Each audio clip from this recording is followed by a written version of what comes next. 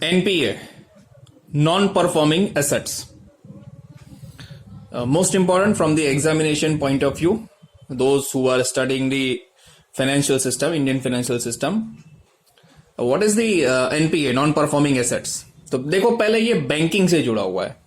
Bank क्या करती है? लोगों को लोन देती है, उनकी प्रॉपर्टी या कुछ जो भी है, बिजनेस लोन देती है, एसएमई या तो फिर एमएसएमई कंपनीज है, जो भी उनको अगर बिजनेस ग्रो करने के लिए लोन चाहिए तो उनको लोन दे देते हैं. But there are some of the companies which are enable to repay the loan, ठीक है, और any of the instalment of loan.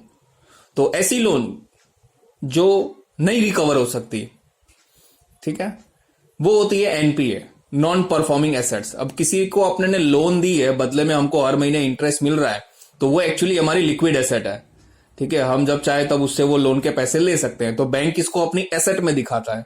But वो अगर डिफॉल्टर हो जाए, बैंकरप्ट हो जाए, ठीक है, और इफ ही और she of the company is not in a position to repay a single penny of a loan, fine, then this type of loan turn out non performing assets, ठीक है. अब वो एसेट्स हमारे लिए कुछ perform नहीं कर रही है, यानी कि वो डूब चुकी लोन है, बैंक के पैसे वो डूब गए लोन के, फाइन. अब ये पॉपुलर विजय माल्या जो केस है, या नीरव मोदी का जो केस है, ठीक है, बैंक डिफॉल्टर्स का, तो ये यही केस है जो लोन लेके they are enable to repay the loan to the bank, ठीक है, और फॉरेन में सेटल हो गए. तो this is the NPA. A loan और a lease that is not meeting its a stated principal and interest payments, bank usually classify as non performing assets. तो loan या लीज जो आपको दोबारा से ना तो इंटरेस्ट दे पाएगी, ना तो वो प्रिंसिपल अमाउंट आपको मिल पाएगी, तो बैंक ऐसी एसेट्स को एनपीए बना देता है. Any commercial loans which are more than 90 days overdue and any consumer loans which are more than 180 days overdue, more generally an assets which is not producing income, this is non-performing assets. तो वो assets जो income produce नहीं कर रही, यानी कि loan के ऊपर आपको इंटरेस्ट रेगुलर मिलना चाहिए या इंस्टॉलमेंट मिलना चाहिए, लेकिन अगर वो आपको 90 days, ठीक है, अगर वो कमर्शियल लोन है, ठीक है, और अगर कंज्यूमर लोन है तो 180 days तक आपको उसका कोई भी इंटरेस्ट या आपको इंस्टॉलमेंट ना मिले, तो वो एनपीए कर देती है, यानी कि अब ये रिकवर होने वाली है नहीं. अब उसकी अलग से प्रोसीजर होगी रिकवर करने की, ठीक है. Classification used by financial institutions that refers to loans that are in jeopardy of default, ठीक है, जो हमेशा डिफॉल्ट होने के खतरे की घंटी बज रही हो जिस लोन के ऊपर, फाइन, कि अब ये लोन दोबारा मिलने वाली, आगे की अब लोन जो है वो मिलने वाली नहीं है, फाइन. तो ऐसी तलवार लटकती हुई जो लोन है कि जिसके ऊपर हमको ना तो इंटरेस्ट या प्रिंसिपल अमाउंट मिलेगी, वो लोन एनपीए हो जाती है.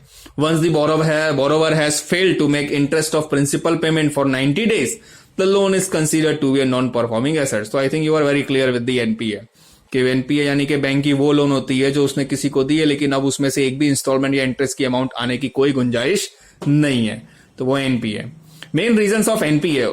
एनपीए अब होती क्यों है? तो पहला, improper selection and investigation of borrowers and their activities. तो जिसको लोन दी है ना, वो बोरोवर का हमने इन्वेस्टिगेशन ठीक से नहीं किया.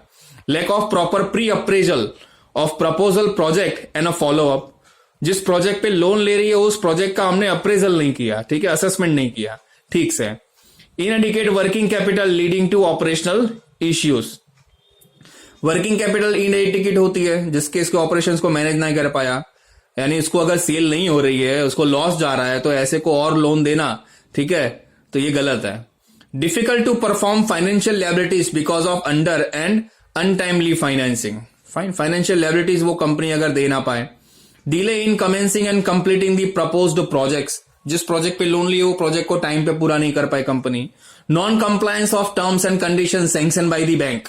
बैंक ने कुछ ऐसी कंडीशंस या टर्म्स को है सैंक्शन कर दी हो जो ठीक ना हो.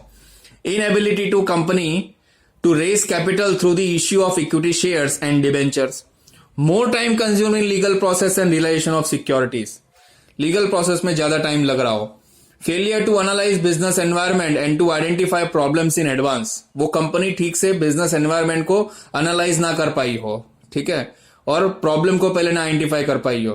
Diversion of funds for expansion और modernisation of setting up new projects. Poor डेप्ट management by borrower leading to financial crisis. उसने अपना डेप्ट ठीक से मैनेज नहीं किया, वर्किंग कैपिटल ठीक से मैनेज नहीं की, क्लियर, तो which lead to financial crisis, जिससे वो फाइनेंशियल क्राइसिस में चली जाती है. Voluntary default, misappropriation of funds, mismanagement disputes, mismanagement fraud et cetera, ये सब चल रहे हो कंपनी के अंदर, तो वो एनपीए हो जाएगा ना loan. Business failure become of because of negative effect of trade cycle, trade cycle उसका ठीक से ना हो, यानी कि उसको कंस्टिट्यूंसी हर साल लॉस जाता हो, क्लियर, तो वो कहां से लोन दे पाएगा। एरर्स और mistake on the part of bank, bank की तरफ से ही उस ठीक से क्या है एनालाइज नहीं किया हो उस इंसान को और उस कंपनी को, क्लियर, तो जिससे मिस्टेक कर दी हो बैंक ने लोन देने में। Delay in settlement of payment, अब इसका इंपैक्ट क्या होता है, तो बहुत खराब इंपैक्ट होता है इकोनॉमी के ऊपर। पहला, it leads towards credit risk management, fine. The important business implication of NPA is that it leads to function of credit risk management, यानी कि बैंक लोग फिर किसी और को लोन देने से पहले घबरा जाती हैं, ठीक है, इससे दूसरे जो अच्छे लोग हैं उनको भी लोन नहीं मिल पाती, ये खतरा हो जाता है। Decrease performance and profitability, NPA engage the banking staff with the major of recovery of NPA that includes filing suits to recover loan amount instead of devoting for planning to mobilization of funds, thus it decreases the performance and profitability of the bank। फिर bank अपना main काम करने से पहले क्या है, loan की recovery में लग जाता है, तो उनकी जो परफॉर्मेंस है वो डाउन हो जाती है। Change in the bankers view point, bankers के व्यू पॉइंट में फिर चेंज आ जाता है, ठीक है, क्रेडिट के रिगार्डिंग कि हम किसको लोन दें किसको लोन ना दें, ठीक है। फिर बैंक में fund towards risk free credit, फिर वो रिस्क फ्री क्रेडिट के ऊपर चली जाती है, which is not positive for the growth of economy। Problem of NPA account, NPA account को अलग से फिर मैनेज करना पड़ता है, fine. Bank can not credit income to their profit and loss account to the debit of a loan account unless recovery thereof takes place. जब तक NPA की रिकवरी नहीं होती ना, तब तक वो एनपीए को वो एसेट्स में ही दिखाते हैं, fine. Impact on loan growth, it one account is NPA, ठीक है, it one account is NPA, all the loan accounts of the borrower would better as NPA. अगर बोरोवर ने का एक अकाउंट एनपीए हो जाए तो उसके सारे जो अकाउंट है वो एनपीए में हो जाता है, तो जिससे जो लोन का ग्रोथ है वो रुक जाता है। Serious impact on financial institutions, financial institution पे बहुत खराब इफेक्ट पड़ता है क्योंकि उसका पूरा मैनेजमेंट जो है वो डिस्टर्ब हो जाता है। And it also affect the banking system of the nation, nation की बैंकिंग सिस्टम पे भी वो सवाल खड़ा करता है कि आखिर क्यों इस तरह से पब्लिक का पैसा बिगाड़ा गया गलत इंसान को लोन दे करके। नाउ मैनेजमेंट ऑफ एनपीए, अब एनपीए मैनेजमेंट करने के लिए कई सारे ट्रिब्यूनल बनाए गए हैं, कई सारे लीगल प्रोसीजर्स की हुई हैं, ठीक है। These are the various tools available to manage NPA, fine. पहला क्या है, वन टाइम सेटलमेंट और a compromise scheme. So Reserve Bank of India has issued guideline for one time settlement in March 2000. Under this scheme, NPAs are classified as doubtful NPAs and substandard NPA. सारे NPA को दो भाग में बांट दो, एक doubtful NPA, एक substandard NPA. This scheme covers legal action under the provision of Sayer-Faisal Act. As per this scheme, NPAs up to minimum 10 crore. This should be recovered from the total outstanding balance in the account. The RBI has allowed board of directors to frame policy and guideline regarding one time settlement of NPAs, ठीक है। Bank के board of directors को हमेशा ये discuss करना है कैसे one time settlement लाया जाए। तो 10 करोड़ के नीचे के जो मैटर है उसको इसी तरह ही होता है कि भाई एक टाइम से एक साथ लंपसम अमाउंट दे दो, जो जितना भी है। सेकंड, लोक अदालत, अब यहां अदालत में जाया जाएगा। Lok Adalat are constituted under the legal service authority act 1987। They are frame to settle disputes involving accounts having outstanding balance of 20 lakh under doubtful and loss category. 20 lakh से नीचे के जो है बैलेंस वो डाउटफुल और लॉस कैटेगरी में आते हैं, तो उनके लिए लोक अदालत होती है। Lok Adalat help in setting the disputes between the parties by playing role as a middleman, counsellor, arbitrator, in that way decreases the legislative work of court. तो जिससे कोर्ट में ना आ जाए, सेशन कोर्ट या तो हाई कोर्ट में ना आ जाए, उससे पहले लोक अदालत में जाया जाता है छोटे मैटर्स के लिए। थर्ड है डेप्ट recovery tribunal under the recovery of debt due to banks and financial institution act 1993 RDV debt recovery tribunal were set up under the act. Two types of tribunal are set up. One, debt recovery tribunal DRT and debt recovery appellate tribunals DRT have been empowered to decide the case of advances of 2 lakh. DRT के ऊपर क्या है, 10 लाख तक के जो cases हों, ठीक है, एनपीएस में वो आता है। The case valued rupees 10 lakh are sent to civil court. The order passed by DRT is applicable to DER80, but before that application has to amount of deposit. अब क्या है? However, the DER80 debt recovery appellate tribunal may waive or decrease the amount of deposit.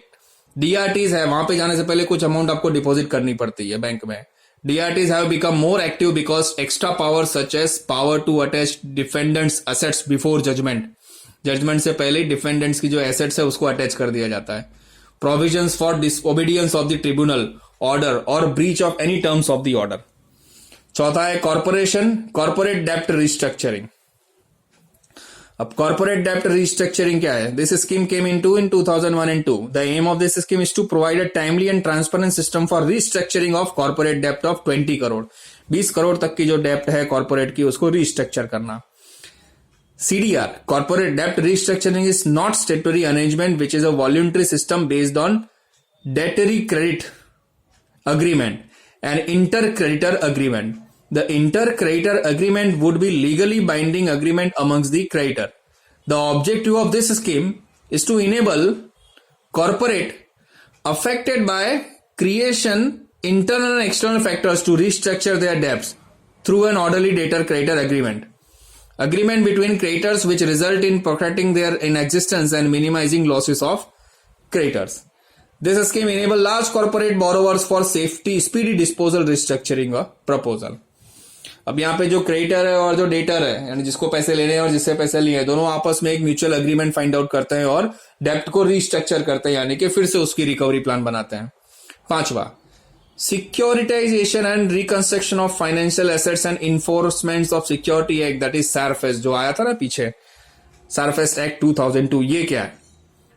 तो the government enact a SARFAESI act for the enforcement of security interest for realisation of dues without interference of tribunal or courts. The aim of this act is to decrease the level of risk in the system and to encourage the banks to lend. This act deals with three aspects. Pehla, securitization, it means conversion of financial or non-financial assets into securities. Or second, assets reconstruction. It is a financial tool for corporate debt restructuring of financial rehabilitation through rebounding, takeovers or sale. Rebundling, takeover और sale of shares यानी कि किसी तरह से पैसे recover कराना. Security enforcement, it is right to यानी कि कंपनी जो डिफॉल्ट हो गई उस कंपनी को किसी और के द्वारा टेक ओवर करा करके उसकी जो डेब्ट और लिएबिलिटी है वो किसी और कंपनी से चुकवा देना. Security enforcement, it is right to lenders to foreclose a non profit loan. Thank you.